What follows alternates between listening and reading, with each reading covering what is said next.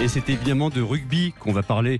C'est un terrible coup dur pour le 15 de France. On l'a appris ce matin. Romain Ntamak est forfait pour la Coupe du Monde. Sa blessure est sans appel, Jules Boscherini. Oui, absolument Thierry. C'est un cataclysme qui s'est produit sur la pelouse de Geoffroy Guichard ce samedi. La sortie sur blessure de Romain Ntamak.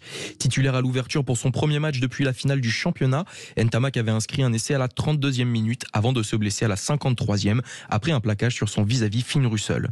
Allongé plusieurs minutes sur le terrain, le joueur s'était ensuite relevé avant d'être remplacé par Louis Biaye-Biarré. À l'issue de la victoire face à l'Écosse 30-27, la blessure semblait bénigne et le sélectionneur des Bleus Fabien Galtier se voulait rassurant quant à l'état de forme du héros de la dernière finale du top 14.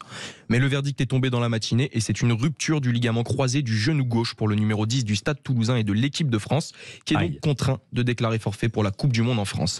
Un vrai coup dur pour le 15 de France puisque le joueur de 24 ans fait partie des cadres du staff tricolore depuis la prise de fonction de Fabien Galtier en janvier 2020.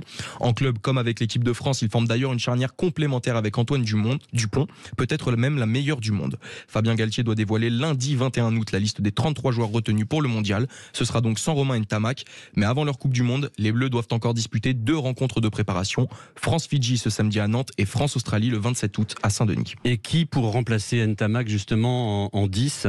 Eh bien, en son absence, c'est le joueur de l'UBB Mathieu Jalibert qui pourrait devenir l'ouvreur titulaire, lui qui peut également jouer au centre, et Antoine Astoy du Stade Rochelet, véritable ouvreur de formation, passerait donc deuxième dans la hiérarchie.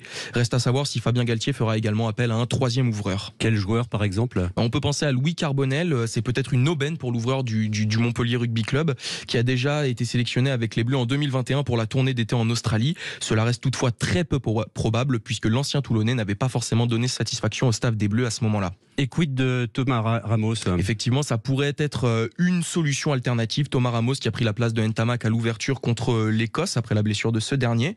Et donc Brice Dulin pour prendre la place à l'arrière ou le retour en titulaire de Melvin Jamenet.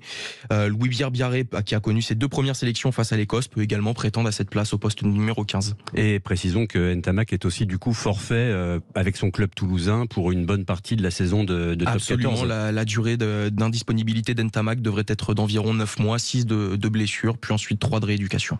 Force à lui. Merci beaucoup Jules Boscherini.